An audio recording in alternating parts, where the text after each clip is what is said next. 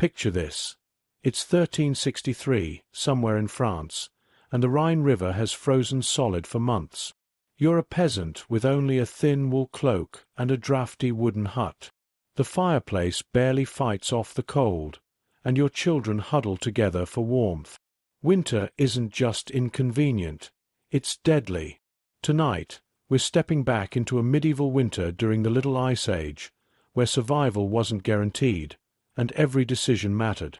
How did they endure when temperatures dropped so low that major rivers turned to ice roads? Let's uncover the chilling reality together. The shutters creak against their hinges as another gust hits your home. You don't have glass windows, just thin strips of wood covered with scraped parchment. The material lets in some light, but does nothing to stop the cold. Everyone knows glass is for churches and castles, not peasant dwellings. Even if you saved for years, one pane would cost more than your entire house. Wind cuts through the gaps around the window frame like blades. You grab fistfuls of moss and rag scraps, jamming them into every crack you can find. It helps for maybe an hour before drafts find new ways in. At night, frost creeps across the inside walls near the window. Your exhales hang visible in the air long after you've lain down to sleep. Some families stretch pig bladders over the openings as makeshift panes. They turn yellow within weeks and tear when ice forms on them. You've seen wealthier homes with horn shavings melted into translucent sheets, but those still shatter in deep cold. Your neighbor claims his uncle once traded for real glass in Bruges, but that's the sort of story told over winter ale dregs. Church services provide the only glass you'll ever touch, the stained windows throwing colored light onto the stone floor. The priest says they represent God's light entering the world. Meanwhile, your children wake with ice in their hair from nighttime drafts. You learn tricks, stuffing straw between the shutters and wall, packing dirt along the base where cold seeps upward. The best spot for sleeping shifts nightly as you follow the hearth's fading warmth. Some nights you wake to find your blanket edge frozen to the wall where your breath condensed. Sleeping fully clothed becomes routine, layers cinched tight with rope belts. The wealthier households have bed curtains to trap heat, but yours makes do with extra sacks stuffed with meadowgrass. By midnight, everyone huddles together regardless of privacy. Come January, you'll start hearing the coughs, that wet, rattling sound from lungs damaged by constant cold. Old Martin claims his father lived in a home with real glass panes up north. Says they kept frost from forming indoors. You don't ask how his father afforded it. Some stories aren't meant to hold up to questions. The real solution comes at bedtime. You select a brick from beside the hearth, not too hot, just enough to radiate warmth through layers of cloth. Wrap it tight, tuck it near the children's feet. The leftover heat lasts until dawn if you're lucky. Neighbors argue over river stones versus bricks. Stones heat faster but cool quicker. You've burned your hands enough times testing which holds warmth better. There's talk of an in two villages over with glass windows in the guest rooms. Travelers claim you can sit near them without feeling drafts. You wonder if it's true or just another winter tale. For now, you'll keep patching holes and waking to frozen condensation on the blankets. The church windows may be pretty, but you'd trade all their colors for one small, clear pane facing south. Your stomach growls as you portion out the day's meal, a fistful of dried peas, half a slab of hard bread, and a sliver of salted pork. It's barely enough to fill a child's bowl, but it's all you can spare. Your body needs 3,500 calories just to fight the cold, and you're getting maybe half that. By February, your youngest daughter's ribs press against her skin like the slats of a barrel. You catch her gnawing on a leather strap when she thinks no one's looking. Summer's bounty feels like a cruel joke now. The last apples rotted in October, and the grain stores are dwindling faster than expected. You count the remaining sacks every morning, mentally dividing them by the weeks left until spring. Some families near the woods have started boiling birch bark for soup. It tastes like dirt and splinters, but it fills the belly for an hour or two. You've heard of people grinding acorns into flour, but the tannins make your mouth pucker for days. December's pig slaughter was supposed to last until Easter. You helped with the killing, every neighbor did, and took home your share of the meat, 2 hams, a side of bacon, and the offal no one else wanted. The blood became black pudding, the intestines stuffed with grain and herbs for sausages. But the meat shrank as it salted, and now you find yourself cutting thinner slices each week. You've started soaking the salt crust off the pork before cooking, just to make the flavor stretch further. The children complain it tastes like the ocean, but they eat it anyway. Dairy vanished weeks ago. The cow dried up in November, and the cheese you made in autumn is long gone. The wealthy might have cellars full of aged wheels, but your family hasn't tasted butter since Martinmas. You miss the way it melted over warm bread, the fat glistening in the firelight. Now bread itself is a luxury. You save the stale crumbs to thicken watery gruel, fishing out the weevils before serving it. The neighbor's boy came by yesterday with news of a deer caught in the Lord's forest. Half the village turned out to claim a piece, but the gamekeepers chased them off with clubs. You saw the boy later, clutching a handful of fur and hooves, scraps discarded by the hunters. He looked pleased with his haul. Some nights you dream of summer fields, fat peas bursting from their pods, the first tart bite of an early apple. Then you wake to the grind of your empty stomach and the sound of the wind through the rafters. The children have started chewing on their wool sleeves. You don't stop them. The saliva softens the fabric, and the motion keeps them warm. Desperation makes you inventive. You've started adding crushed nutshells to the bread dough. They don't add flavor, but they make the loaves seem larger. The porridge gets a handful of dried mint stolen from the hedgerow last autumn. It fools the tongue into thinking there's more to the meal than there is. You've even saved the water from boiling peas, using it to cook the next day's grains. Nothing gets wasted now. By March, the bellyaches set in. The lack of greens makes everyone's guts sluggish, and the children whine about stomach cramps. The village midwife recommends burnt bread crusts ground into powder, but it tastes like charcoal and makes your teeth black. You trade a precious bit of yarn for a handful of dried plums from a peddler, hiding them in your cloak to avoid sharing with the neighbors. The church says fasting cleanses the soul. You've fasted enough this winter to be saintly by now. When the priest talks of Christ's 40 days in the desert, you bite your tongue. Let him try February on turnip peels and mouldy barley. The closest thing to a feast comes on Sundays, when the Lord distributes ale from his brewery. It's thin and sour, but the alcohol dulls the hunger for a few hours. You watch the children's cheeks flush pink from the warmth of it, their laughter louder than it's been in weeks. For a moment, you can pretend it's enough. Then Monday arrives, and you're back to counting peas. The grain sack is nearly empty, but the snow still lies thick on the fields. You've started eyeing the seed stock reserved for planting. Eating it means starvation next year, but not eating it might mean no one survives to see spring. Old Tomas says winter is God's way of thinning the weak. You wonder how he defines weakness when you see him pocketing acorns from the church alms basket. Survival isn't about strength now. It's about who can make a meal out of bark and patience. The children don't complain anymore. That's the worst part. They've learned silence, their eyes following your hands at mealtimes, watching for who gets the largest portion. You give yours away more often than you'd admit. Somewhere beyond the frozen forest, the wealthy dine on spiced meats and honeyed fruits. Their fires never die down, their bellies never groan. You try not to think about it as you lick the last salt from your palm and prepare to sleep through another hungry night. The payoff comes in small victories. The time you found a cache of forgotten hazelnuts in the rafters. The morning the miller's wife traded a knob of lard for your youngest daughter's help carding wool. You measure success in breaths taken. Sunrises survived. Spring will come. It has to. But for now, you fold an extra handful of straw into the soup and tell the children to drink slowly. The hunger will pass. Eventually. Night falls, and the fire burns low.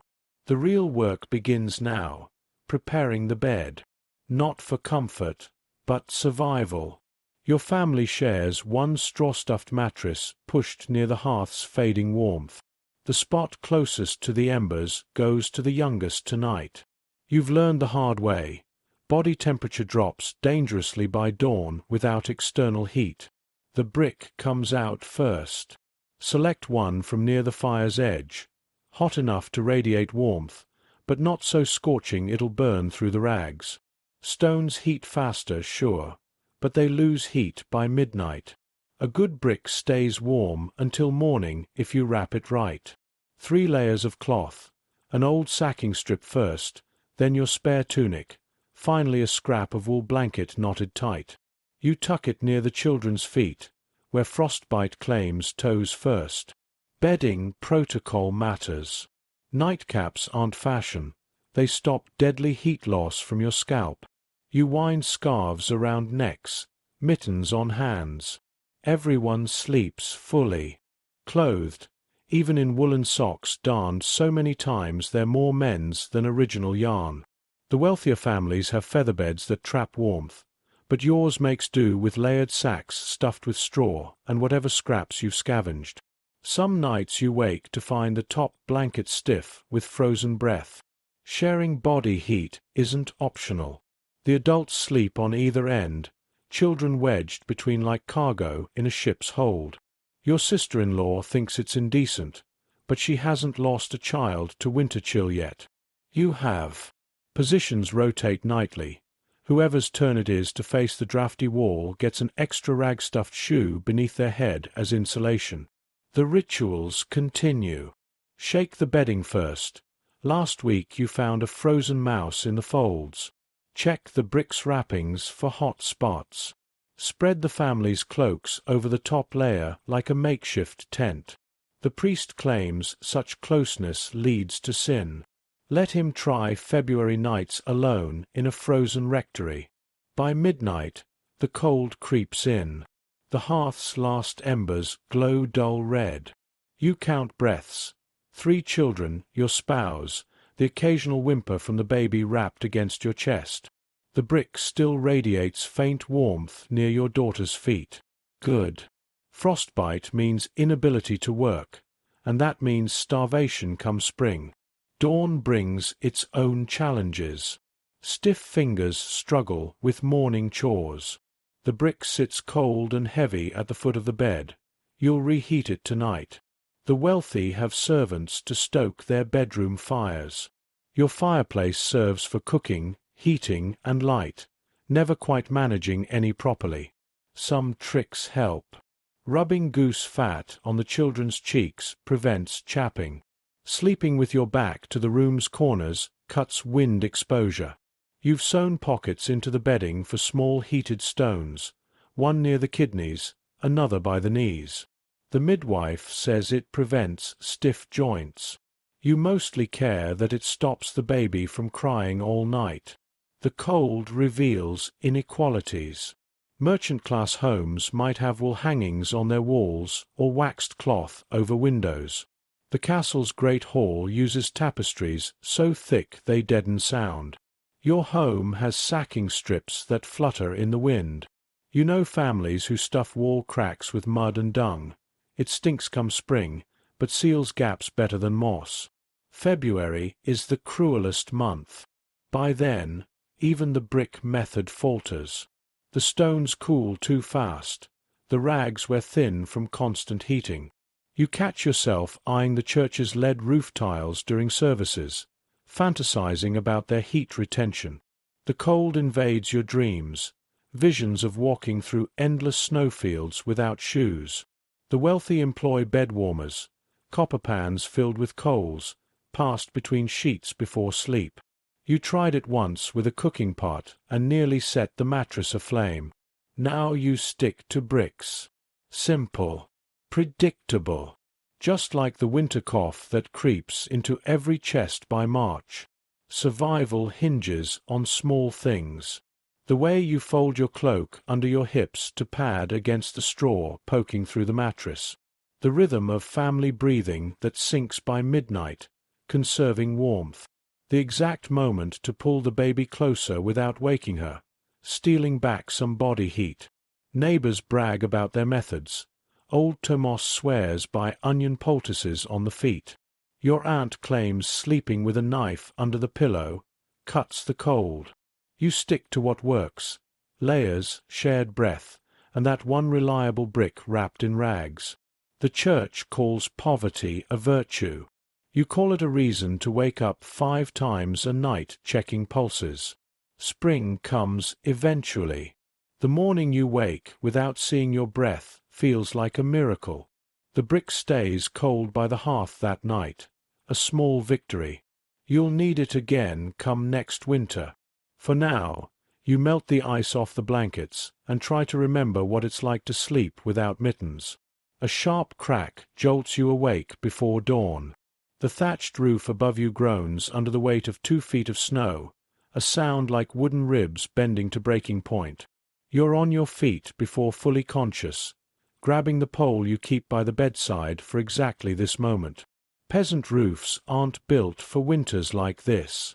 The woven reeds that keep out summer rain become deadly liabilities under snow loads meant for tile or slate. You shove open the door into darkness, so cold it punches the air from your lungs. No time for gloves. The roof could go any second. The pole's rough wood bites into your palms as you jab upward at the snowdrifts overhanging the eaves. Powder showers down your neck, melting into icy trickles down your back. Somewhere in the village last winter, the Smith family slept through this same creaking. Their roof collapsed at midnight, crushing all 5 of them in their beds. You found the bodies yourself when you went to check why they missed morning prayers. Snow removal is precision work. Push too hard and you risk punching through the thatch. Too soft and the weight remains. The pole flexes in your hands as you skim layers off the roof's curve, counting silently. Left side first, weakest point last. Your fingertips turn white within minutes. Frostbite means losing the ability to grip tools come spring, but losing the roof means no spring at all. The chronicles from Montpellier got it right when they wrote about snowfalls that destroyed many farmsteads and that many people died because their houses fell down on them. You've seen whole villages lose half their homes in a single storm. The wealthy complain about drafts in their stone manors, while peasants rebuild with whatever reeds survived the collapse. Your neighbor's roof already sags dangerously across the lane. No candlelight shows through their parchment window. Maybe they've fled to the bakery for shelter. Smart. The communal oven's thick stone walls outlast any storm. You wonder if you should wake your children and make the dash there yourself. But the cold would kill them faster than a collapsing roof. At least indoors they have the brick-warmed bed and stacked blankets. The pole snaps suddenly, the recoil sending you stumbling backward into a snowdrift. The remaining half-length barely reaches the roof's edge now. You'll need to climb. The ladder's rungs feel like ice axes under your bare feet as you ascend into the wind. Snow swirls around your ankles as you kneel on the thatcher's precarious slope, scooping armfuls of snow outward with burning hands. One wrong move, and you'll plunge through into the sleeping area below. The St. Mary's windstorm of 1362 flattened better-built structures than this, churches, even parts of St. Albans Abbey. Your flimsy roof never stood a chance against winters like these. Each handful of snow you toss aside reveals more rotting reed beneath. You'll need to ret-hatch before next winter. If there is a next winter. Dawn finds you still atop the roof, sleeves frozen stiff with snowmelt. The worst overhanging drifts are gone, but the structure still sags ominously near the chimney. You'll need to prop it with wooden beams from the woodpile, if you can spare the fuel. Inside, the children wake to find icicles hanging from the ceiling beams where your body heat melted snow overnight. It's the little failures that wear you down. The way the roof leaks now where you disturbed the thatch. The constant dripping into strategically placed bowls. Sleeping directly under a drip guarantees waking with soaked bedding, so the family crowds into the driest corner like livestock. The wealthy laugh at peasant homes that smell of mildew. They've never tried sleeping in clothes that never fully dry from November to March. Your neighbor wasn't at the bakery after all. You find him at noon assessing his own roof damage. He lost 2 laying hens when his chicken coop collapsed. The birds froze solid before morning. You trade him 3 handfuls of barley for 1 carcass. Meat's meat in February, even if you have to chip ice from its feathers before plucking. The church will call this disaster God's will. The same God who lets the manor house's slate roofs survive unscathed every winter. You've started eyeing those smooth, steeply pitched roofs with something sharper than envy. If the lords can mandate how much grain you owe them, why can't they mandate proper roofing? Survival comes down to vigilance. You'll check the roof after every heavy snowfall now, even if it means risking pneumonia. The children have learned to wake at the first creak of straining rafters. Your youngest still cries about nightmares of being buried alive. You don't tell her that's how old Marta died last year, asleep in her bed when the roof gave way. Chroniclers might dismiss these tragedies with phrases like, destroyed many farmsteads, and move on. But you live with the math. 1 severe storm could erase your family as thoroughly as the plague. The winter aches in your bones now, in the constant repairs, in nightly calculations of which roof beam will fail next. By March, you'll itch to burn the whole structure down just to feel properly warm. Instead, you patch, reinforce, endure, because stepping outside this fragile shelter means certain death, not just from cold, but from the knowledge that you've failed to shield what little you've been entrusted to protect. The wealthy weather winters. Peasants survive them. There's a difference. The first week of December brings 1 job that can't be postponed, slaughtering the pig. Everyone knows this animal represents half your winter calories. Fail to preserve it properly, and your family will be chewing bark by February. The children watch silently as you sharpen the killing knife, understanding more than they should about what's at stake. Your neighbor Richard arrives at dawn with his own knives. You helped butcher his pig last week. Today he returns the favor. This is how it works. No coins change hands, just the unspoken agreement that winter survival depends on mutual aid. The hog weighs maybe 150 pounds after a summer of foraging acorns and kitchen scraps. Not large by noble standards, but more meat than you'll see again until spring. The actual killing happens quickly. Richard pins the animal while you make the throat cut. There's noise briefly, a sound between a squeal and a cough, then the blood comes fast and hot into the prepared basin. Your wife stirs it immediately to prevent clotting. This will become black pudding tomorrow, mixed with oat groats and whatever herbs remain from autumn. Nothing gets wasted. Butchering takes all morning. The children collect the fat scraps in wooden pails for rendering into lard. Richard's wife carefully rinses the intestines in the icy creek. They'll serve as sausage casings by afternoon. Even the bladder gets saved, stretched and dried to become a pouch for scraps. You've seen illuminated manuscripts showing this same process. Peasants bent over carcasses while noblemen hunt deer for sport. The artist probably never smelled the metallic tang of fresh organs in cold air. The real work starts once the carcass is quartered. Salting comes first, rubbing coarse grey salt into every muscle crevice. Too little and the meat spoils. Too much and it becomes inedible. You use up half your annual salt supply in one afternoon, hands cramping from the work. The hams and bacon slabs go into wooden curing tubs, weighted down with river stones to press out moisture. Smoking takes 3 sleepless days. The fire must burn hot enough to preserve but not cook, a constant vigilance of adding damp hickory chips and turning meat slabs. You take shifts with Richard, staring into the smoke until your eyes stream. Last year, old Martin fell asleep during his watch and ruined an entire side of bacon. His family traded 2 wool blankets for a neighbor's spare meat ration. By the 3rd evening, the sausages hang from rafters alongside the smoked hams. The blood pudding sits cooling in clay bowls. Even the rendered lard fills 3 crocks, precious fat for cooking and lamp fuel. The children either dangling meats like treasure, which in a way they are. This one pig must last until Easter at least. The communal aspect reveals itself in small moments. Richard's wife brings a basket of last summer's dried sage to flavor the sausages. Your sister arrives with thread to stitch up the lard bags.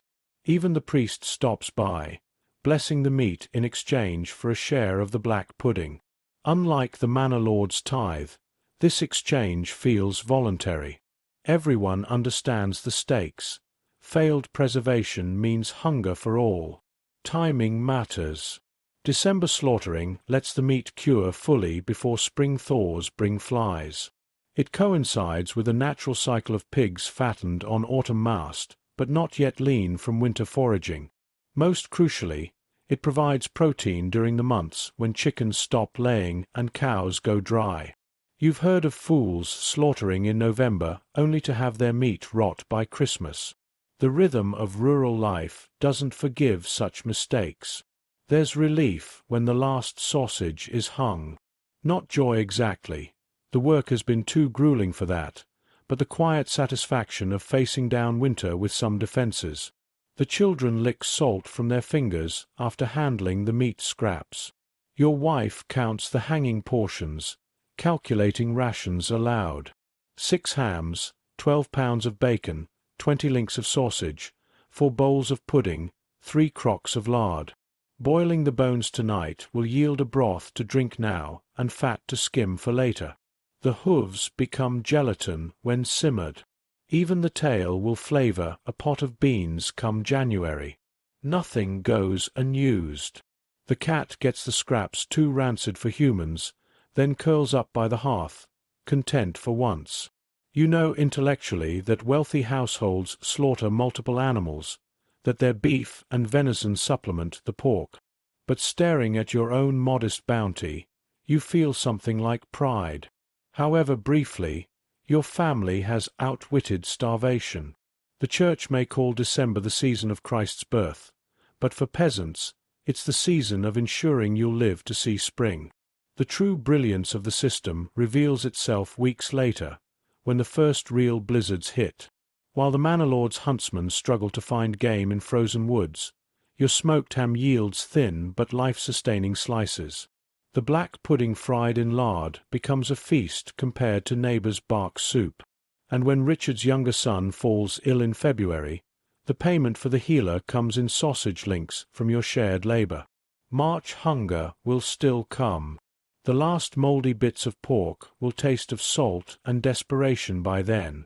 But tonight, with the rafters heavy with meat and the children dreaming of full bellies, December's brutal labor feels worth it. Winter may be coming, but you've armed yourself against it. The water bucket slips from your numb fingers again, cracking against the ice-rimmed well. It's -20 degrees Celsius outside, but the household needs water, so you're here chipping at the frozen well with a rusted iron bar. Your eyelashes crust together between blinks. The wooden shoes, hardened clogs stuffed with straw, do nothing against ground cold that seeps up through your soles like poison. Daily chores don't stop for winter. If anything, they get harder. The path to the well is a polished sheet of ice under fresh snow. You know exactly where old man Guillaume slipped last year, that slight dip near the elder bush. They found him at dawn, face down, one arm outstretched toward home. Too cold even for blood to pool where his head hit the stone coping. You tie your scarf over nose and mouth, breathing through the wool to warm the air before it hits your lungs. Frostbite starts with the extremities, toes lost first, then fingers. The wealthy have fur-lined mittens. Yours are layered rags stitched together with twine. Not that it matters when you have to bare your hands to work the well pulley. The rope burns grooves into your palms despite the cold stiffened leather of your fingertips. Modern people don't understand how quickly cold kills. Your wool tunic, 3 layers thick, is already stiff with ice where your breath condensed. The leggings beneath, horsehide lined with rabbit fur scraps, stick to your thighs with sweat that's now freezing. Movement is everything. Stop too long and your blood slows to a dangerous crawl. The well cover finally cracks open with a sound like snapping bone. Water glazes your sleeves as you haul up the bucket, and within minutes those damp patches turn to armor plating. You'll need to check for whitened skin later, the first sign of frostbite. Last winter, the miller lost 2 toes to it. Said he didn't feel the damage until they started turning black in bed weeks later. Balance becomes a life-or-death calculation. You carry 1 full bucket instead of 2 now, ever since Margaret from the South Field slipped carrying a yoke load. Broke her ankle on the ice. The healer said it wrong, and she walks with a limp now when the cold comes. Better to make extra trips than risk becoming a burden to your family. The return trip is worse. Full bucket in one hand, free arm outstretched for balance. Every step tests the ice underfoot. That dark patch ahead isn't shadow. It's black ice, thin enough to see the frozen dirt beneath, but thick enough to send you sprawling if you misjudge. You sidestep carefully, boots sliding. The water sloshes, spilling over to freeze instantly on your leggings. Children's laughter carries from the churchyard, where they've cleared snow for a crude ice slide. No one warns them off the danger. They'll learn soon enough when someone cracks their skull. You passed the marker for little Jean last week, just a stick with a scrap of his tunic tied to it near where he went through the pond ice. Breath comes in short clouds through the scarf. The wool's soaked now from condensation, freezing into a rigid mask. You peel it down for fresher air and immediately regret it. Your nose hairs freeze together on the inhale. Somewhere in the woods, a tree cracks like gunfire from the cold. Branches give way under snow loads nightly, filling the dark with sounds of snapping timber. Your foot goes out from under you near the midden heap. Instinct makes you drop the bucket to break your fall, precious water spraying across the ice, because broken bones mean death in winter. Your wrist twists painfully as you catch yourself. The impact knocks the breath from your lungs as you sprawl across the ice sheet where all the household's night soil freezes until spring. For one terrible moment, you lie there staring at the grey sky, imagining how Guillaume must have felt, that dazed confusion after the fall, limbs not responding, cold creeping into joints. Then survival instinct kicks in. You roll, get your knees under you, and rise carefully. The spilled water is already freezing to the path. Lost. You'll need another trip to the well now. The children have stopped playing. Wind's picking up, driving snow sideways into your face like needles. Your wet sleeve is freezing solid, the fabric cracking at the elbow when you bend it. Back at the well, you chip the new ice forming between the bucket dips. 3 trips today instead of 2. More exposure. More risk. By evening, your fingertips will swell and throb as they rewarm. The bucket water will need chopping from ice before use. Every chore in winter becomes layered with extra steps. Melting snow for wash water when the well freezes solid overnight, hammering ice from troughs so livestock can drink. Modern hikers die within hours when lost in winter woods. They sweat in synthetic fabrics that trap moisture, not realizing dampness equals death when temperatures plunge. Their gloves aren't mittens, thumb-freezing traps. Their boots lack straw insulation that wicks moisture while providing air pockets for warmth. You survive because you know cold isn't weather. It's a predator. It waits for fatigue, for damp clothes, for that moment when you think resting's safe. The villagers found Guillaume only 20 paces from his door. His face was pressed to the frozen ruts of the path, like he'd been trying to see home one last time. Tonight you'll rub snow on your fingertips to re-warm them slowly. You'll lay your frozen leggings near the hearth, turning them like meat so they don't burn. The spilled water means extra trips tomorrow. Winter doesn't care. It has all the time in the world. The cow's cough rattles deep in her chest as you check her at dawn.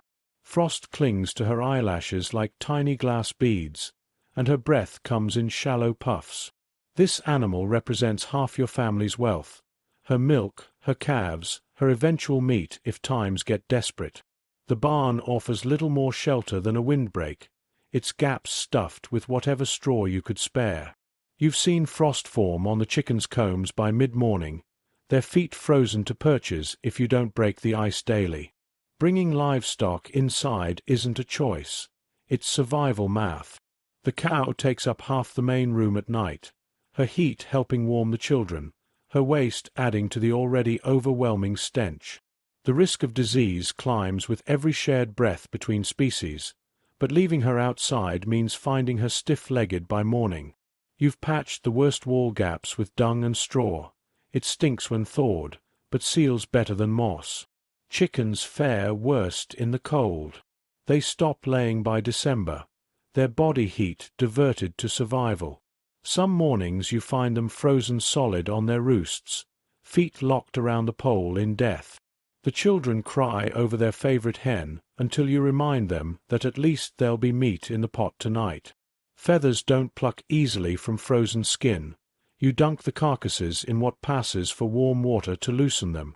Hay runs low fastest. What took all summer to cut and dry disappears by February. You mix in birch bark strips to stretch it, though the cow's ribs show more each week from poor nutrition. The sheep get the worst of it. Their digestive systems can't handle the roughage. 2 have already died, their bellies distended with undigested bark.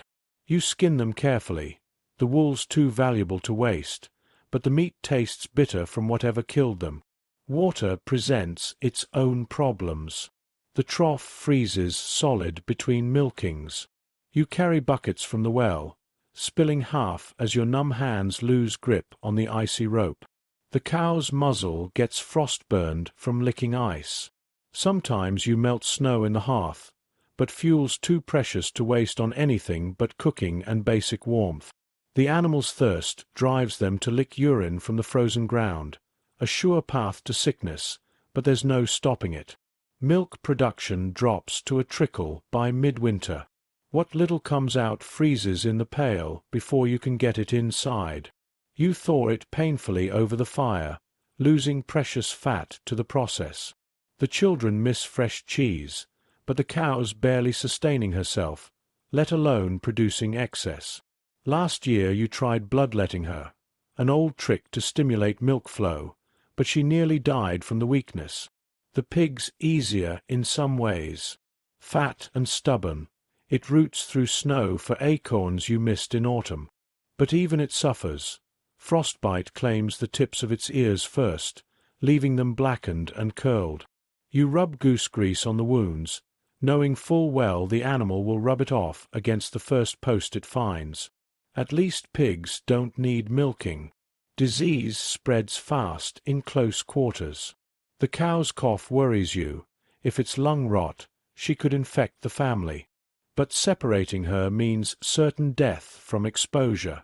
You dose her with garlic mashed in ale, the same remedy you'd use for a child's cough.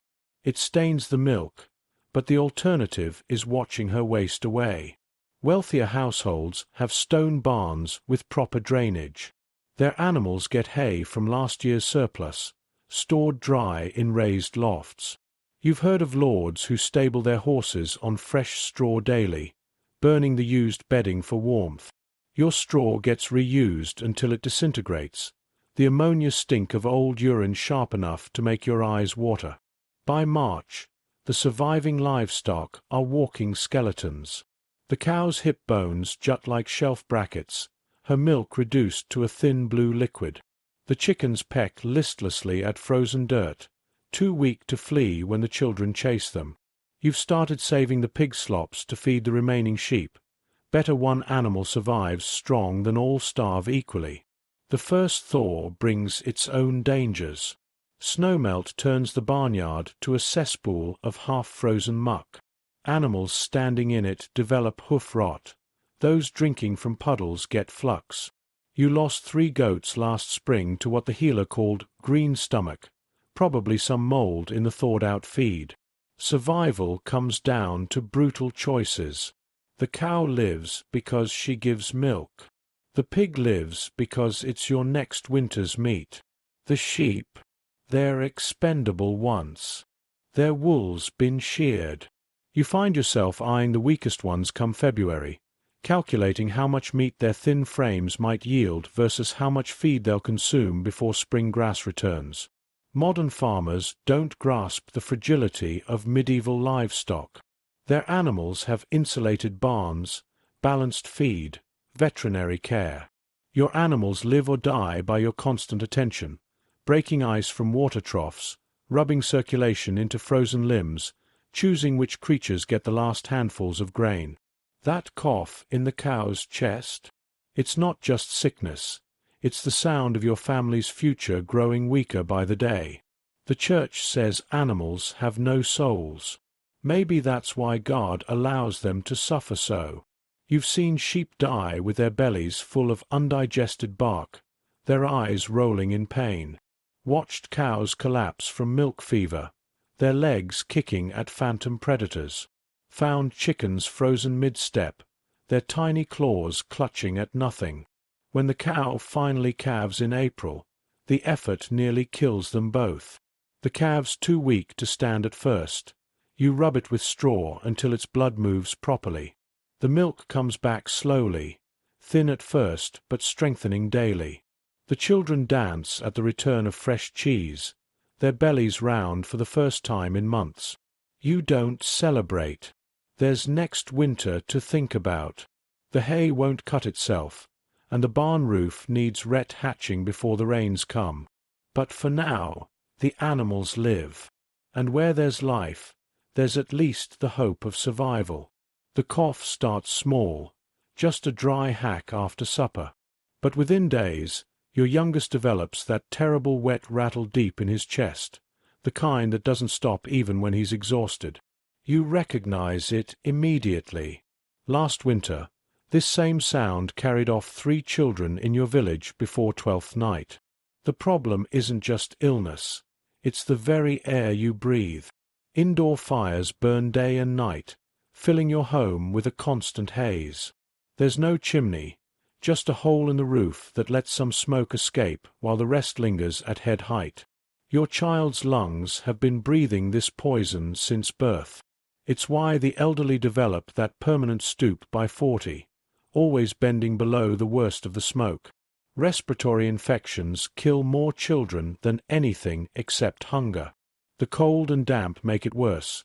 Mucus thickens in their tiny airways, fevers spike higher, small bodies struggle to fight what a healthy adult might shake off. Your neighbor buried her son last week after pneumonia set in. You helped dig the grave through frozen topsoil, the shovel ringing against earth as hard as iron. Herbs provide little relief.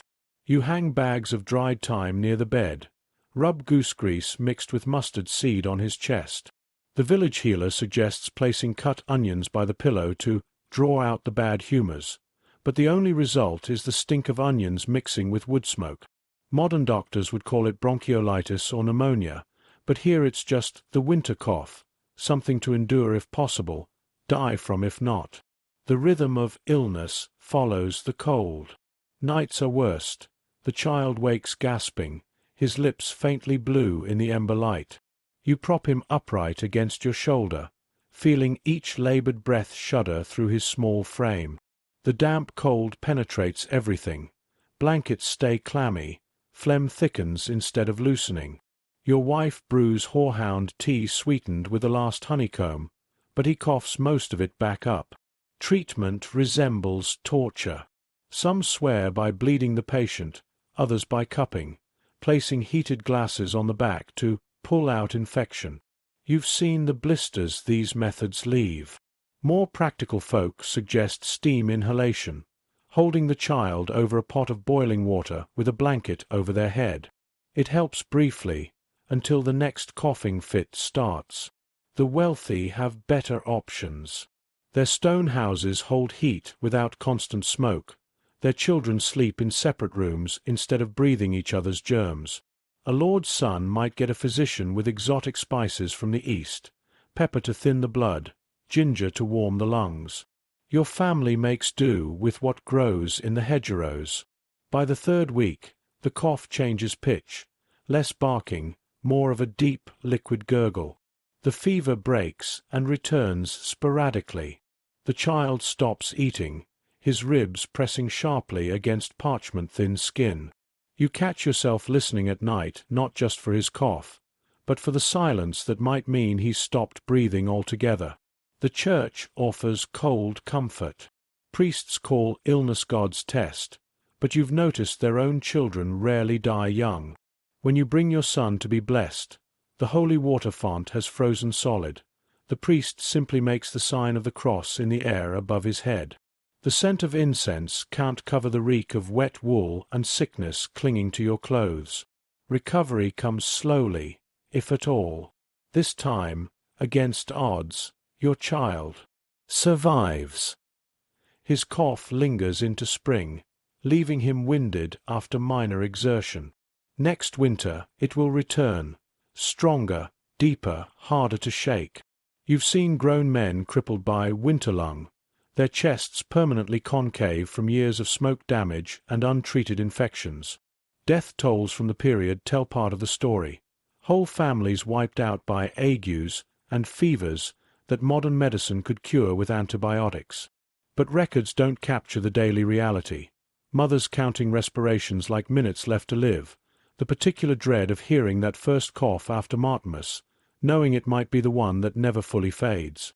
The wealthy wrote about grand plagues, but peasants died from mundane horrors, a cold that became bronchitis, then pneumonia, then a small corpse wrapped in last night's dishcloth. Noble chronicles mention weather patterns and frozen rivers. They don't record how frost formed on the inside of sick rooms, how children coughed blood onto fresh straw bedding. Your child lives this winter. Next year, when the first frosts come, you'll watch him closer, sleep lighter, jump faster at every throat clearing. The real killer isn't the cold itself. It's what the cold allows to flourish in vulnerable bodies. Hunger might weaken them, freezing temperatures might set the stage, but disease delivers the final blow. Modern medicine would call it preventable. You call it Tuesday. The winter of 1363–64 saw the Rhine freeze solid for 70 days, plenty of time for coughs to settle deep, for fevers to burn unchecked. Historians tally the dead from famines and freezing, but the real numbers lie in unmarked graves where children barely old enough to walk were laid down after months of fighting for each breath. Survival means accepting certain truths, that your hearth may warm your family while simultaneously poisoning them, that prayers don't clear congested airways, that spring comes too late for some. The wealthy die in bed, peasants die coughing in corners, trying not to wake others who need their sleep to face pre-dawn chores. Your son will likely carry this winter in his lungs for life, a susceptibility to chest ailments, a tendency to wheeze when storms roll in. If he lives to adulthood, he may pass the same weakness to his children. Such is inheritance among the poor, not land or silver, but damaged bodies and the memories of winters endured. The priest says suffering purifies the soul. You wonder how much purifying a 3-year-old needs. But you don't say it aloud. Just pull the blanket tighter around your son's shoulders and stoke the fire that keeps him warm even as its smoke may one day kill him. Winter doesn't care about fairness. It only cares who lasts until spring. The Rhine hasn't frozen like this in living memory, not solid enough to walk across, certainly not enough for horse carts. Yet here it is, a jagged white road stretching farther than you can see. Last week it was flowing water. Now it's a bridge to anywhere downstream. Merchants arrive first. They set up stalls right on the ice near the bank, displaying goods that would have taken weeks to transport by road. The prices make you wince. 3 times summer rates for salt, 5 times for decent wool. A traveling spice trader offers pepper at a cost that would feed your family for months. You watch a well-dressed burger by an ounce without blinking. The ice road changes everything. News travels faster now. You hear of a battle near Strasbourg before the local lord's messengers even arrive. But news isn't the only thing moving quickly. Travelers cough into their sleeves at every stall. Some have the glassy eyes and swollen lymph nodes that spell plague. The priest warns against fraternizing with outsiders, but when your neighbor returns from the ice market with stories of a mild winter to the south, everyone crowds around to listen. Children treat the frozen river like a festival ground. They slide on pieces of wood, daring each other to venture farther from shore. You don't tell them about the dark patches where the ice thins over fast currents. Every village has stories of kids who vanished through such spots, their bodies found miles downstream after thaw. Transport becomes deceptively easy. A farmer hauls his entire grain harvest across in one trip instead of paying bargemen. Woodcutters drag entire oaks from the far bank. A group of monks even rolls a wine barrel from vineyards 30 miles upriver. The convenience is undeniable, but so is the risk. When the miller's cart breaks through near the center channel, everyone watches helplessly as his daughter and 2 sacks of precious flour disappear into the black water.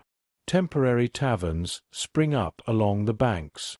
Enterprising brewers serve ale cooled in snowbanks, charging extra for the novelty. Fights break out more often, men with alcohol in their bellies and no real work to do. The bailiff posts guards near the best fishing holes, where men chip through to catch disoriented fish. The river's usual rhythms disappear. No boatman's calls at dawn, no splash of oars. Just the constant groan of expanding ice and occasional terrifying cracks that echo for miles. At night, strange lights dance across the frozen surface. Some say they're spirits drawn to the unnatural cold. You keep the children inside after dark regardless. Trade goods surprise you. A furrier from the north offers pelts frozen stiff, explaining they'll last better this way. A cheese seller proudly displays wheels preserved by the cold. But the most valuable commodity becomes information. Which villages still have grain stores, where the plague hasn't reached, which lords are hoarding supplies. For 70 days, the Rhine remains locked in ice, according to chroniclers. 70 days of makeshift commerce and creeping dread. The convenience can't last. Each warm spell brings anxiety. Will today be the thaw? Merchants pack up hastily when cracks appear near shore. Children get called indoors more frequently. The social order blurs on the ice. Serfs and freemen trade side by side. A woman from your village sells her embroidery directly to a merchant's wife instead of through the guild. The local lord tries taxing transactions but gives up when people simply move their stalls farther out where his men won't venture. Dangers multiply as the weeks pass. Thieves patrol isolated stretches, robbing those returning from market.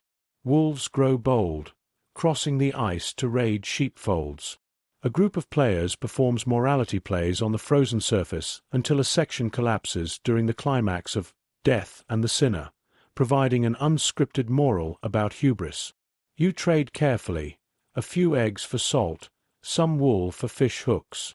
The children beg for honey cakes at the stalls, but you save your bartering for practicalities. The miller's lost daughter reminds everyone that spring will come eventually, possibly without warning. The river's temporary bridges create strange bedfellows. At the Epiphany market, you see your lord's steward negotiating with travelling tinkers normally barred from the village. Soldiers from rival territories eye each other across sausage stalls but keep their swords sheathed. No one wants to test if the ice would hold a battle. By March, the signs appear. Water pools in low spots despite the freezing nights. The ice groans louder, shifting visibly during daylight. Merchants pack their unsold goods rather than risk losing them. Then one morning you wake to the sound you haven't heard in months, the rush of flowing water. Within days, the Rhine reclaims its course. The ice breaks into jagged chunks that crush boats against the banks. The temporary roads and markets vanish as if they never were. Only the debts remain, and the memories and the odd objects found downstream later.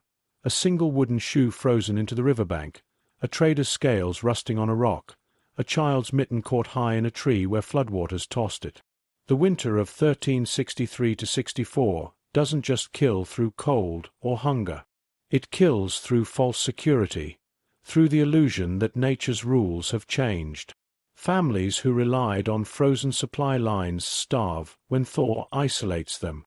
Diseases travel further along ice roads than they ever could by foot. The river giveth, and the river taketh away. You just never know when the balance will shift. Survivors will remember this winter as the one that tricked them into hope.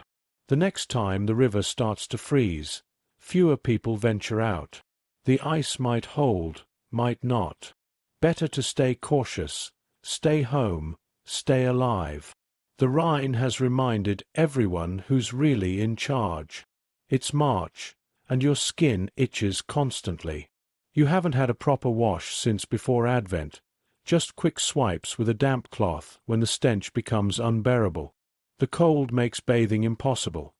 Heating enough water would burn through your firewood in a day, and stripping down risks hypothermia. Even nobles bathe less in winter. Their servants haul heavy tubs near roaring fires, but you don't have that luxury. A full bath could kill you faster than the dirt. Lice have become your constant companions. You find them in seams of clothing, in the children's hair, crawling along the edges of the straw mattress. Scratching brings temporary relief, but opens tiny wounds that crust over with filth. The midwife warns that infected sores can turn deadly, but the itch drives you mad.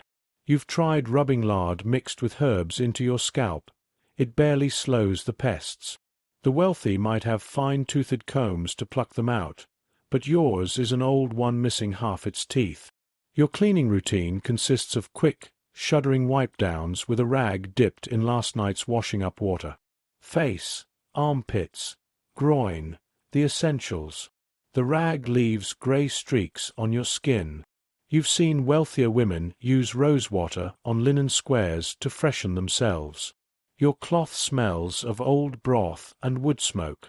Under the grime, your skin develops rashes from the constant friction of unwashed wool against sweat and dirt. Bathing was easier in summer. The stream's shallow edge served as a washing spot, though you had to go at dawn before men arrived to fish. Now that same stream lies under 2 feet of ice. Breaking through to reach water would take tools you can't spare, and the shock of cold might stop your heart. Even hauling water from the well for basic cleaning feels reckless when each trip risks frostbite. The lack of washing affects everything. Your clothes stiffen with accumulated sweat and grease. The children's linens haven't been properly cleaned since autumn, just beaten against a frozen log occasionally to shake out the worst of the lice. Bedding reeks of piss. Nights are too cold for potty trips outside, so the little ones use a bucket that often spills. Wool absorbs odors like a sponge, and nothing dries properly in the damp cold. You rotate sleeping spots to avoid the wettest patches, but the whole mattress smells of sour milk and wood smoke. Foot care becomes a grim ritual. Without washing, dirt grinds into calluses until your heels crack open. You pack the fissures with tallow, knowing full well it's the same grease you used to fry last night's onions. Nails collect black crescents of filth that no scraping removes completely. The children's toes develop peeling skin between them from never being properly cleaned. One develops a red, weeping patch that might be the start of rot. You rub it with garlic and hope. Hair is worst of all. The braids you carefully wound in November now resemble felted wool, clumping together in oily ropes. Lice eggs coat some strands like tiny pearls. Wealthy women might use scented powders to soak up grease, but yours hasn't seen a proper cleaning since autumn. You comb through it with your fingers while crouched near the hearth, dropping the worst of the lice into the fire where they pop like tiny seeds. The smell of your own scalp would turn your stomach if you weren't so used to it. The wealthy don't suffer quite so badly. Their servants heat water in kettles, adding herbs to mask body odors. Their stone houses retain warmth better than your drafty hut, making bathing less dangerous. Some even have special rooms for washing, though most just set up a tub near the fire when absolutely necessary. The difference shows. You've seen merchants' wives whose sleeves still show clean linen cuffs in February, while yours disappeared under grime before Christmas. Animals suffer too. The cow's udder develops sores from accumulated filth. You rub them with lard, but milking itself spreads dirt into the pail. Chickens peck at their own feathers, plagued by mites that thrive in unwashed down. Even the cat's fur mats with grease until it can barely clean itself properly. Spring's first thaw brings relief. When the stream finally runs free of ice, you'll brave the cold water for a proper scrub, no matter how much it hurts. The children will shriek as you dunk them, their skin pink from months under layers of dirt. For now, you endure the itch and the stink, telling yourself cleanliness matters less than staying warm. The chronicles never mention this aspect of medieval life, how entire populations simply accepted filth as winter's inevitable companion. Writers recorded battles and treaties, not the way armpits festered under layers of wool or how families learned to ignore each other's odors. Modern people assume our ancestors wallowed happily in dirt, but the truth is more tragic.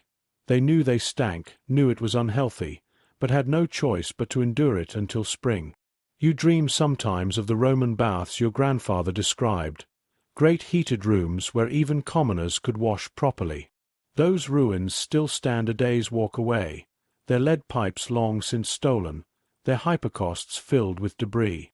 The closest you'll come is crouching by the fire with that same greasy rag, wiping your face while trying not to think about how much grime remains.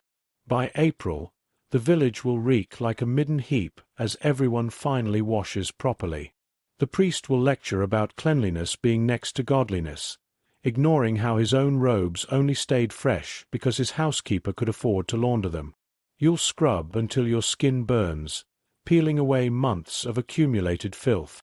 For now, you adjust your itchy tunic and try not to scratch open another sore. Survival means prioritizing, and in deepest winter, staying warm beats staying clean every time. Your grandparents told stories of winters where snow rarely lasted a week. Now the white stays on the ground from Martinmas to Easter, and you're living through something far worse, the peak of the Little Ice Age.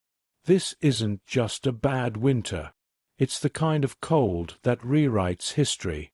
The Rhine hasn't frozen like this in living memory, solid enough to hold markets on its surface near Cologne. In Flanders, snow blankets the ground for 100 straight days. The change crept up slowly at first. Shorter growing seasons meant crops failed more often. The wheat your grandfather planted in April now won't ripen unless sown by mid-March. Vineyards that flourished for generations struggle to produce drinkable wine. Even the fish behave differently, herring schools shifting south, leaving empty nets bobbing in icy waters. Some blame God's wrath. After the Black Death killed half of Europe, the cold feels like another punishment. Others whisper about strange signs in the sky, unusual cloud formations, hazy sunsets that stain the snow blood-red. The priest says it's divine retribution for mankind's sins. You've noticed his wine cellar stays well-stocked regardless. The winter of 1363–64 sets new records. In London, frost grips the ground from December through March. Italian chronicles describe snow reaching 18 feet deep around Bologna, peasants digging tunnels to reach their neighbors, roofs collapsing under the weight. The Venetian lagoon freezes, something no living fisherman remembers seeing before. Weather patterns turn deadly unpredictable. The St. Mary's wind storm of January 1362 flattened buildings across Britain with gales matching modern hurricanes. Then came the Grote Mandrenk, the Great Drowning, when North Sea floods swallowed entire villages. Now these extreme events come more often, with no warning. The rules have changed. Your grandfather's farming almanac is useless now. The cold reshapes everything. Artists who once painted spring landscapes now fill calendar pages with January snowscapes. Wine production falters as French vineyards fail. In Greenland, Norse settlements starve as their pastures freeze over. Even the fish change their patterns. Herring schools vanishing from traditional waters. Food storage becomes desperate mathematics. The 1315 to 1317 famines killed 500,000 when crops failed 3 years straight. Now you see the warning signs: wet summers ruining harvests, early frosts blighting the grain. Fields that once fed 3 families now barely support one. The church's tithe collectors still demand their share, regardless. Winter clothing evolves from necessity. Those colorful tunics in medieval paintings? Only the wealthy wear them now. Peasants layer wool over wool, even sleeping in their mittens. Fur-lined hoods become status symbols when frostbite claims ears almost weekly. The cold breeds innovation. Thicker thatch, smaller windows, new ways to trap body heat. Even timekeeping changes. Farmers used to plant by saints' days, but the old rhythms fail now. St. Swithin's Day once predicted 40 days of weather. After the floods of 1315, no one trusts that legend anymore. Seasons arrive late or not at all. Birds migrate at strange times. Nature's clock is broken. The cold reveals social fractures. Lords impose higher taxes to compensate for failed harvests. Peasants poach firewood from forests patrolled by armed gamekeepers. In town, wool prices soar as demand outpaces supply. The wealthy install glazed windows while you patch cracks with dung and moss. Gone are the mild winters when travelers moved freely between villages all year. Now snow isolates communities for months. News travels slowly. By the time you hear of a plague outbreak 2 towns over, it's already reaching your gates. The frozen Rhine becomes both highway and hazard, bringing trade one day and disease the next. Children adapt fastest. They invent games on the ice, learn which berries grow even in cold snaps, develop coughs that never quite fade. Elders fade faster. The chronic joint pain they called old age now seems suspiciously linked to those extra-hard winters of their youth. You've noticed fewer greybeards at village meetings lately. Climate shifts rewrite economies. The candlemaker works overtime as days grow darker. Blacksmiths forge more axes for ice cutting than plowshares. Coopers build barrels to store what little surplus there is. Everyone adapts because there's no choice. The alternative is freezing or starving. The astronomical clocks in cathedrals still mark the hours, but their intricate gears can't account for this new reality. Your life now revolves around different rhythms: the count of remaining firewood logs, the dwindling grain sacks, the lengthening nights. The cold doesn't just change the weather. It changes how communities function, how families survive, how entire cultures remember themselves. This winter will pass, as all winters do. But the world it leaves behind won't resemble the one your grandparents knew. Next year's cold might be worse. Bordeaux's frozen shores suggest it's possible. Or perhaps this is the new normal, these brutal seasons that erase old certainties along with the harvests. Either way, you'll adapt.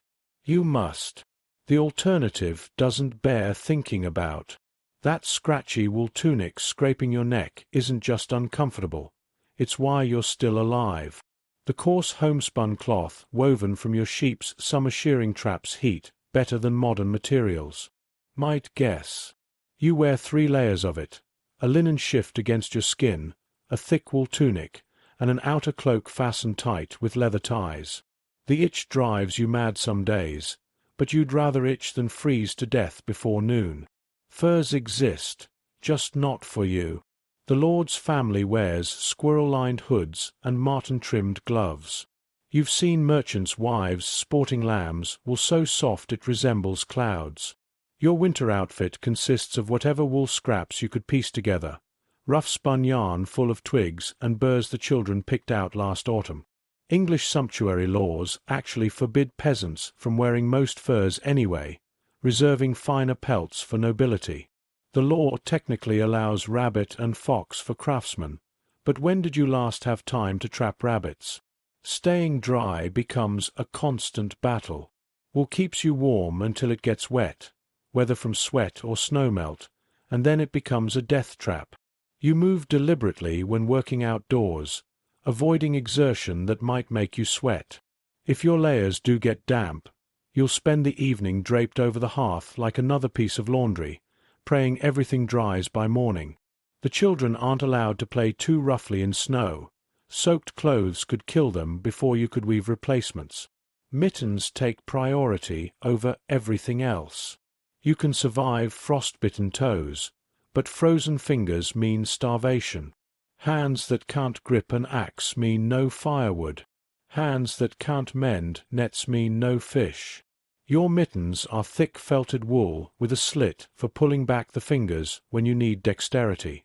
The right one's wearing thin near the thumb. You'll darn it tonight while the light lasts. Last winter, the blacksmith lost 2 fingers to frostbite after his glove tore during a repair. He still can't hold a hammer properly. Repairs happen immediately. A torn sleeve isn't just unsightly. It's a direct pipeline for cold air to reach your skin. You keep a bone needle and yarn in your belt pouch at all times. The older children know to report any loose seams before they widen. There's an art to patching. Overlap generously, stitch tight, and always use wool scraps from the same batch so shrinkage matches. Your winter cloak has so many mends now it resembles a quilt, but it still blocks the wind. Color matters less than function. That bright red dye from last spring's madder roots faded months ago. Now your outer tunic shows every stain from hauling firewood and butchering livestock. The wealthy can afford bright blues and greens that last. Your clothes settle into a universal grey-brown by midwinter. At least the dirt provides some extra windproofing. Children's clothes get particular attention. Their smaller bodies lose heat faster, so you layer them like onions. Extra wool stockings, a second hood, mittens tied securely to their sleeves so they can't lose them. The baby stays swaddled in strips of old tunics, only unwrapped for brief cleanings. You trade 2 bunches of dried herbs to the weaver's wife for soft lamb's wool to line their caps. It's illegal under sumptuary laws, but survival trumps regulations. Footwear poses special challenges. Leather boots exist, but the tannins make them stiff as boards in cold weather. Most peasants wear wooden clogs stuffed with straw. They don't keep feet warm exactly, but they prevent direct contact with frozen ground. You've lined yours with rabbit fur scraps, despite the law technically forbidding it. The village reeve looks the other way since his own daughter got frostbite last year. Night clothes don't exist. You sleep in the same wool layers you wore all day, adding extra stockings and sometimes a hat. Stripping down would waste precious body heat, and mornings come too early for dressing rituals. The bed itself gets layered with all spare fabric. Sacks, cloaks, even the family's second-best wool blanket now serves as a mattress pad. Washing becomes impossible. That beautiful white wool tunic you spun in September now stands stiff with grease, its fibers matted from months of wear. You rub it occasionally with dried lavender to mask odors, but real cleaning must wait for spring. The children's clothes develop a waxy sheen from constant wear, their hoods especially, where hair oils transfer to the wool. The clothing cycle revolves around seasons. The heaviest woolens come out at Martinmas, November 11th, and get packed away, if you're lucky, around May Day.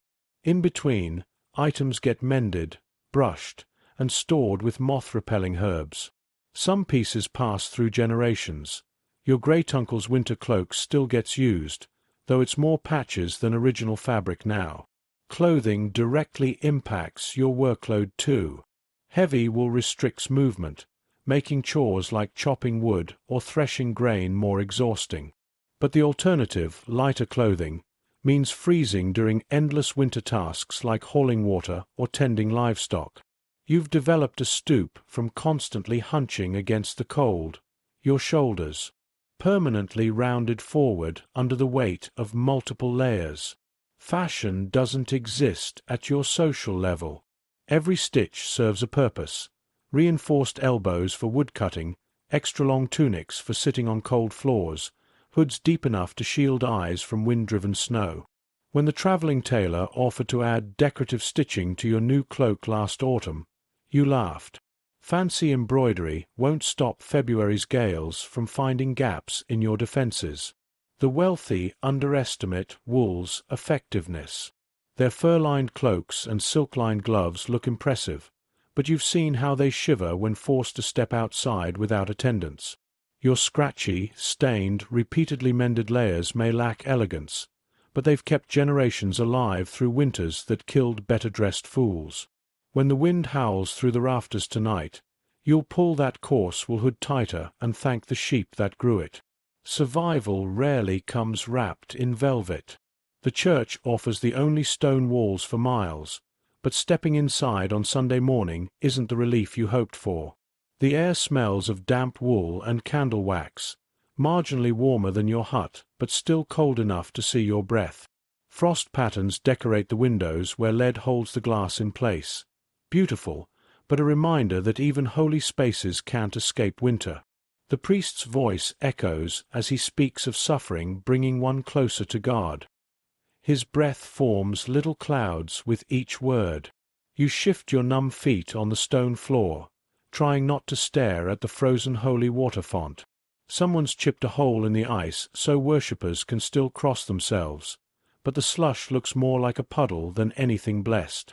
Candles provide the only real warmth, though calling it warmth stretches the truth.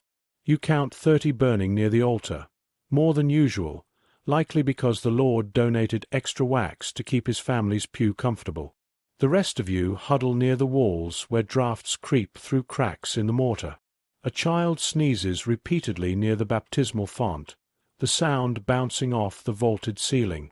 Communal singing serves two purposes: praising God and keeping blood circulating. You mouth the words through chapped lips, watching as the wealthier parishioners rub gloved hands together discreetly. Their fur-lined cloaks and leather boots mark them as people who'll retreat to heated chambers after Mass. You'll be lucky if your hearth still has embers when you get home. The sermon drags. The priest lingers on Job's sufferings, seemingly oblivious to the way old Marta in the front pew has started shivering violently. Someone passes her a candle to hold, the heat barely noticeable unless you press your palms directly against the wax. You've done this before, cupped your hands around spent candles after service, stealing minutes of fading warmth before facing the walk home. Church architecture works against you. Those high ceilings that look impressive in summer now trap cold air like a well. The stone floor leaches heat from your feet through 2 layers of wool stockings. Even the carved wooden saints seem to hunch against the chill, their painted faces cracked from temperature changes. Communion becomes an exercise in not dropping the host with frozen fingers. The wine tastes like ice with a hint of sour grapes. You watch the priest's hands shake as he offers the chalice. Even he isn't spared. His vestments, while finer than your clothes, do little against the cold. The gold embroidery on his chasuble glints in the candlelight, a stark contrast to the threadbare wool of most congregants. After the final blessing, the wealthy exit quickly, their servants rushing ahead with heated stones wrapped in cloth.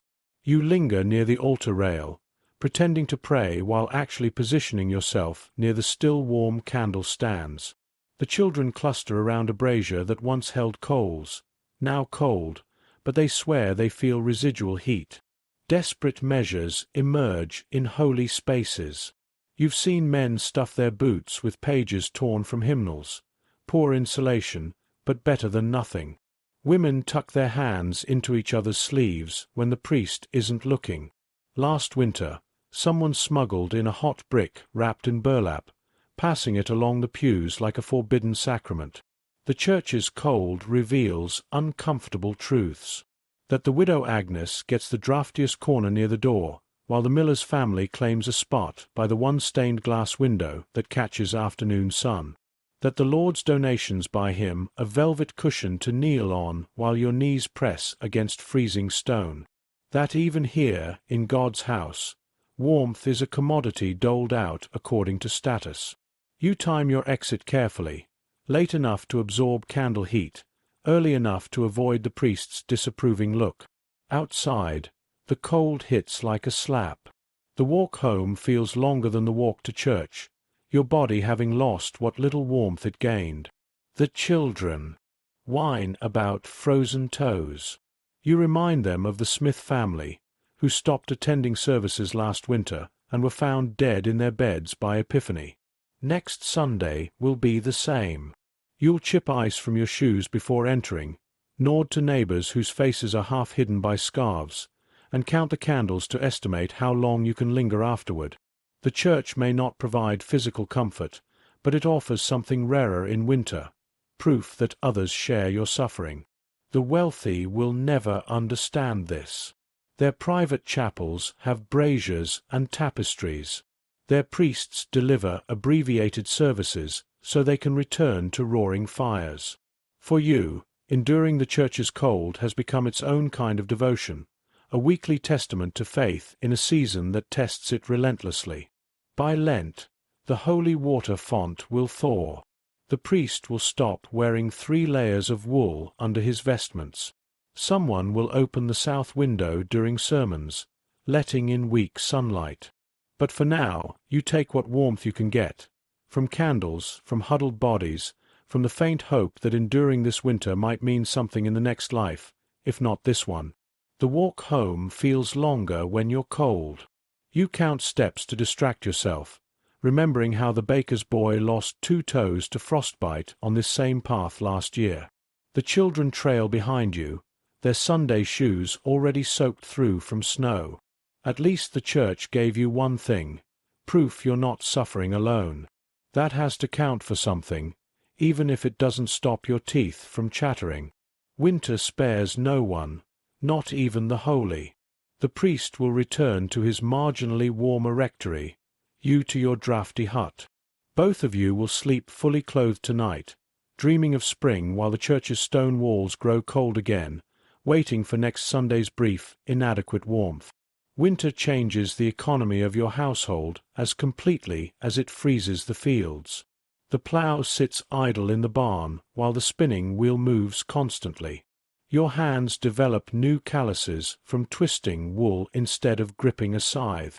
Every adult who can spin does so, turning last summer's fleeces into yarn that might by next spring's seed grain. The children card wool between paddles studded with tiny nails, their fingers sticky with lanolin. The candle-maker works 18-hour days. His tiny workshop reeks of boiling tallow, the bubbling vat never cooling. Everyone needs light during these dark months. Farmers mending tools, women spinning yarn, children learning letters traced in grease on a board. His prices double by December, but you pay because darkness means idleness, and idleness means freezing. One candle burns while 4 others cure on wooden racks, their wicks made from the same flax you'll plant come spring. Tool maintenance becomes a nightly ritual. Your husband reshapes the plowshare by firelight, hammering out dents that would slow planting. You darn fishnets with meticulous knots, knowing torn mesh means hungry months come summer. The miller sharpens his grindstone while his wife sews new sacks from hemp cloth. These are survival calculations. Waste winter on idleness, and spring will punish you for it. Barter systems grow complex. You trade 3 skeins of wool for a day's blacksmith work on your cooking pot. The blacksmith's wife wants those skeins to weave stockings, but the weaver only accepts payment in goose grease for his looms. Eventually, through 6 intermediaries, your wool becomes part of a blanket traded to a drover for salt, which the candlemaker accepts for lighting. The village accountant scratches these transactions on tally sticks, debts to be settled when the roads thaw. Looms never stop clacking. Wealthy townsfolk want lighter fabrics come spring, so you weave through the darkest months. The warp threads stretch across your cold cottage like strange spider webs. Daylight's too precious for weaving. You need those hours for outdoor chores, so most weaving happens by rushlight after dusk. Your eyes water from squinting at tight patterns in dim light, but the finished bolt of cloth might buy a milk goat's winter feed. Specialization saves lives. The family down the lane makes wooden pattens that strap over shoes to walk above mud. They trade these for your woolens, which they'll resell to a merchant bound for Bruges. Your cousin carves wooden spoons while her husband turns bowls on a foot-powered lathe. None of these items seem valuable until desperate February, when a well-turned bowl trades for a week's worth of salt cod. Darkness dictates production. With only 8 hours of decent light, you organize tasks by available illumination. Mornings are for picking oakum or repairing fishing nets, jobs needing bright light. Afternoons, when the single window offers weak sun, become spinning time. Evenings, by firelight, you knit or mend. The richest families use oil lamps to extend working hours. You make do with rushes dipped in fat that smoke more than they illuminate. Children become economic assets. Your 7-year-old can produce a pound of oakum daily, picking apart old rope to sell for caulking ships. The 5-year-old stacks firewood in precise piles that dry faster. Even toddlers help, sorting elderberries from the poisonous red ones that look similar. In summer they're field hands.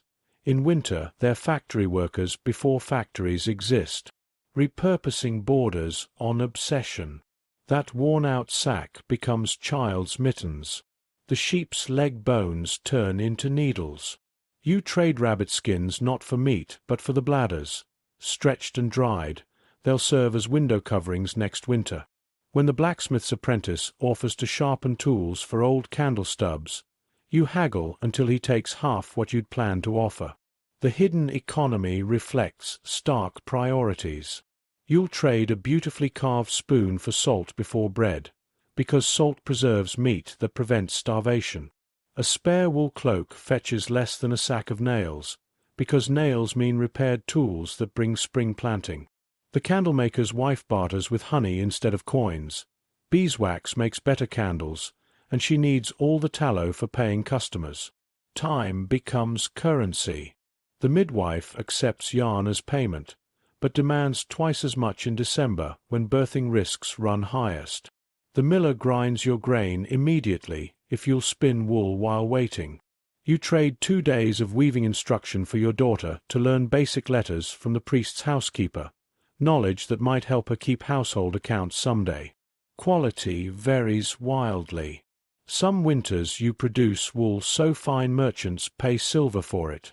Other years, your fingers grow too stiff with chilblains to spin properly, and the yarn sells for half price as padding. The cooper rejects 1 in 10 barrel staves you carve, too crooked for holding ale, but fine for kindling. Failure carries immediate consequences. Imperfect work means smaller meals. Spring looms over every transaction. The wool you spin now becomes the grain you'll plant. The repaired fishnet means protein come summer. The hoarded candle stubs will light next winter's spinning. Nothing exists in isolation. Each winter task chains directly to survival in another season. The wealthy dismiss this as cottage industry. You call it not starving. When lords wonder how peasants survive winters, they miss the endless, shivering labor that turns wool into flour, mending into meat, darkness into daylight's economy. There are no holidays from survival. The spinning wheel turns as long as fingers can move, because stopping means the whole fragile system collapses. By March, your stockpile tells the story. 8 bolts of wool cloth, 3 sacks of carved spoons, 2 patterns, and a carefully hoarded length of good rope. Not riches, but life itself. The miller already asked about that rope, said he'd give extra grain for it. You'll hold out until the roads thaw and prices rise. Winter's economy runs on patience as much as labor. Every item in your stash represents hours of frozen fingers and squinting by rushlight. You won't waste that effort on a bad deal. The first thaw sends merchants scrambling. They want goods now, before competition arrives with the spring markets. That's when you'll trade, when desperate buyers pay double for what you made at half speed in January's gloom. Let the wealthy keep their coins. Your currency is wool, wood, and wax, measured not in pounds but in survival. Your 5-year-old shivers as you lace his 3rd pair of stockings. He doesn't remember winters like this one, the kind that leaves frost patterns on the inside of your home's walls. Children suffer first in extreme cold. Their smaller bodies lose heat faster than adults, their energy reserves draining quicker with every gust through the cracks in your cottage walls. You've seen what happens when winter claims a child, the blackened tips of ears and toes, the lethargy that creeps in as their tiny bodies divert blood from extremities to protect vital organs. Keeping children warm requires constant compromise. Motion generates heat, so you send them outside to chase chickens or haul kindling. But activity burns precious calories your food stores can't replace. It's a dangerous equation. Let them freeze or let them starve faster. The neighbor's boy lost 2 fingers last winter after playing too long in the snow. His parents didn't notice until he came inside crying about pain. By then, the damage was done. Bedtime brings its own dangers. The children sleep sandwiched between adults, little bodies pressed against yours for warmth. The youngest nestles against your chest, her icy toes burrowing under your thighs. The chronicles mention how medieval homes forced children into dangerous proximity, breathing each other's infected air, sharing fleas and lice along with body heat. Last week, you pulled a louse from your daughter's eyebrow while she slept. Morning inspections become ritual. You check each child's fingers and toes for the whitish patches that signal frostbite. Their night clothes, really just their daytime tunics, often stiffen with frozen sweat near the neckline. The baby's cheeks stay chapped despite rubbing them with goose grease before bed. The annals of Dublin describe winters so cold people danced on frozen rivers. Your children can't last 5 minutes outside without weeping from the pain in their feet. Food scarcity hits them hardest. Their growing bodies need nutrients winter can't provide. The last apples vanished in November. The dried peas run low by February. You catch your son chewing leather straps when he thinks no one's watching. The church says children should fast like adults during Lent, but you sneak them extra rations when possible. A child's stomach doesn't understand piety, only emptiness. Illness spreads like wildfire in cramped quarters. One cough becomes a household epidemic within days.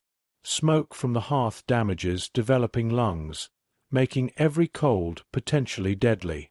The winter of 1389 in France showed how snowstorms could trap families indoors with their own sickness, parents watching helplessly as children succumb to fevers in unventilated rooms. Your midwife recommends onions by the bedside to draw out bad humors, but you've buried too many playmates' children to believe in simple remedies. Clothing never fits properly. Hand-me-downs gap at the wrists and ankles, letting in drafts. You stitch extra wool layers inside their tunics, adding bulk that slows their movements but might save their lives. Wealthy children wear linen undergarments and fur-lined gloves. Yours make do with sacks stitched together and stuffed with straw. The chronicles mention winters when the River Liffey froze solid enough for football games. Your children's shoes won't last 5 minutes on such ice.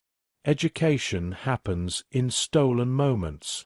Between chattering teeth, you teach them which berries grow under snow, how to spot weak ice on the creek, why they must never lick metal in the cold. These lessons matter more than letters when frostbite kills faster than illiteracy.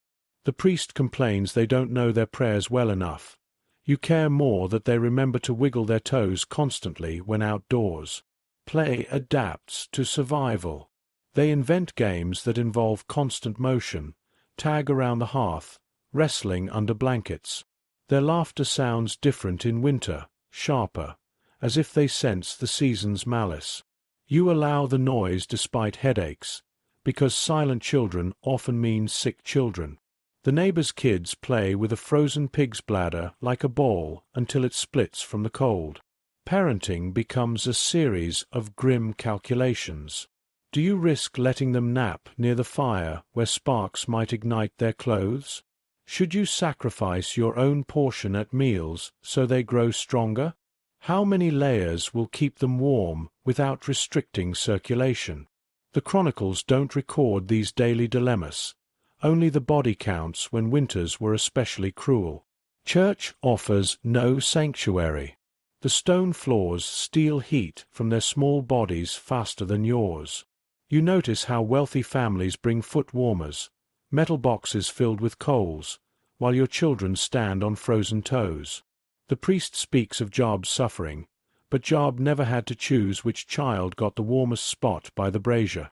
Signs of spring bring danger too. Thawing snow reveals lost mittens and frozen corpses. Weak sunshine tempts children outdoors where lingering cold still kills. The winter of 1338–39 lasted 12 weeks in London, long enough for families to forget their children ever knew warmth. You watch your 5-year-old poke at the first mud of March, his fingers red but still flexible, and consider it a victory. The church registers will list causes of death as fever or the cold, but these are half-truths. Children die from systems failing, immune, circulatory, respiratory, all battered by relentless winters. Your cousin buried 2 sons after their house collapsed under snow. The chronicler called it an act of God rather than poor construction. You know better. Survival leaves marks. Your eldest's cough lingers into April. The baby's toes won't straighten completely after that night the hearth died. But they're breathing, which is more than some families can say. The wealthy write poems about winter's beauty. You count your children's fingers each morning and call it prayer. Historians will debate whether cold, hunger, or disease killed more medieval people. You don't need charts or ledgers to know the answer. It's written in tiny graves under the frost, in the way your daughter still startles at sudden loud noises after the roof nearly collapsed last January. Winter spares no one, but it hunts children first. By February, the cracks show, not just in your walls, but in everyone's minds. The unrelenting cold warps tempers like damp wood. You catch yourself snapping at your children for minor spills, then immediately regret it when you see their confused faces. Down the lane, shouting matches erupt over firewood pile boundaries that no one cared about in October. The miller's wife throws a cooking pot at her husband. The clang echoes across the frozen yard. Darkness feeds the madness. With only 8 hours of weak light, the days blur together. You lose track of whether it's Tuesday or Friday. The church bells still ring for services, but time stretches and warps without field work to mark its passage. The wealthy might have musicians to distract them, but your entertainment consists of retelling the same grim stories until everyone knows the endings by heart. Sleep deprivation makes everything worse. You wake hourly to check the fire or a coughing child. Dreams get stranger, visions of summer fields that vanish when you reach to touch the grain. Old Tomas claims he saw the ghost of his first wife standing in the snowdrift near the well. Others whisper about lights moving along the frozen river at night. The priest calls it winter melancholy. You call it the slow unraveling of sanity. Isolation breeds paranoia. When the baker's boy collapses with fever, his family blames witchcraft rather than bad water. The widow Agnes gets accused of cursing livestock because her cow survived when others died. No one mentions that she's the only one who bothered to drain her animals' water troughs before freezing night. Suspicion festers in close quarters. You start noticing how often your neighbors glance at your grain stores when they think you're not looking. The psychology plays out in small cruelties. Children daring each other to lick frozen metal. Men gambling away food supplies in dice games. Women accidentally kicking over rivals' wash buckets. Last week, someone set fire to the thatcher's drying reeds. No one saw who, but everyone noticed his daughter refused to marry the charcoal burner's son. Religion offers little comfort. The priest's sermons focus on Job's suffering until even the devout start shifting impatiently. When you suggest ringing the church bells more often to mark time, he cites some obscure rule about bell tolls depleting the soul's virtue. You notice he still takes his meals warm in the rectory while lecturing about embracing hardship. Routines collapse first. The careful chore schedule from November, spinning in mornings, repairs in afternoons, gives way to erratic bursts of energy followed by hours staring at the same patch of wall. You catch yourself holding a knitting needle without remembering when you picked it up. The children's games grow more violent. Yesterday, they tied a dead rat to a stick and called it the Winter King. The wealthy suffer too, just differently. The manor scribe records cases of spleen vapors among noble women confined to drafty chambers. The steward beats a servant for dropping a platter, something he'd only fine a man for in summer. Even animals show strain. The Lord's prized hounds turn on each other in the kennels, their usual training undone by months indoors. Light deprivation warps perception. The same grey sky at dawn, at noon, at dusk. Snow reflects what little sun there is until your eyes ache. Rushlights and hearth flames become the only variations in a world gone monochrome. You dream in shades of white and black, waking disoriented when the baby cries in the dark. Counting days helps, but barely. You carve notches near the doorframe, one for each sunrise survived. The children add their own marks in crooked lines, arguing over whether yesterday was the 13th or 14th of February. The tally looks less like timekeeping and more like a prisoner marking a cell wall. Strange compensations emerge. The tanner's wife hums the same three-note tune for hours. The cooper talks to his barrels. You've developed a habit of touching the same knot in the wall beam whenever you pass it, a silent plea for the wood not to split further. Others develop rituals involving salt or herbs arranged in particular patterns. No one calls it madness when it's your own family doing it. The cold reveals uncomfortable truths. Your neighbor's cheerful summer demeanor hides a violent streak when confined too long. Your own capacity for patience isn't what you imagined. The children you thought resilient cry more often over nothing, their usual coping mechanisms worn thin. Only the very old seem unfazed. They've survived enough winters to know spring always comes eventually. Violence simmers under the surface. Two farmers brawl over a suspected grain theft until one loses an eye to a frozen rope end. The blacksmith locks his apprentice in the cold storage shed as punishment. The boy emerges quiet and trembling. You start carrying your gutting knife even to the well, though you couldn't say exactly what you fear. Hope becomes a liability. False thaws lure the reckless into lighter clothing, only to kill them when temperatures plummet again. The joy you feel seeing the first snowdrops vanishes when a late storm buries them overnight. After months of this, you start distrusting any sign of improvement. Better to expect misery than be crushed by disappointment. The wealthy have their own version of winter sickness, endless poetry about longing for spring, drunken hunts for animals barely worth eating, elaborate feasts that seem more desperate than celebratory. You watch the Lord's sons ride through the village, their fur cloaks swinging, and wonder if they ever feel the same gnawing dread as they pass frozen cottage after frozen cottage. Children adapt in unsettling ways. Yours have stopped asking when spring will come.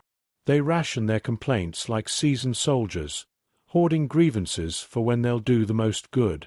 The oldest has developed a habit of staring at people's mouths when they talk, as if words might reveal hidden warmth. By March, the madness peaks. The village fool runs naked through the snow, screaming about angels. 3 families abandon their homes to crowd into the relatively warm brewery. You wake one morning to find your husband has rearranged all the firewood by size for no discernible reason. No one remarks on it. The first real thaw comes as a shock. When the icicles start dripping, you don't trust it at first. The children go quiet, afraid to jinx the change. Tense muscles refuse to unclench. Winter's psychological grip lasts long after the temperature rises. Spring normality returns slowly. The arguments fade, the ghosts retreat, the staring stops. But when you pass the door frame notches months later, you run your fingers over them like scars. Next winter will bring fresh marks, on the wood and on all of you. The cold leaves no visible wounds, but its damage lingers in ways chronicles never record.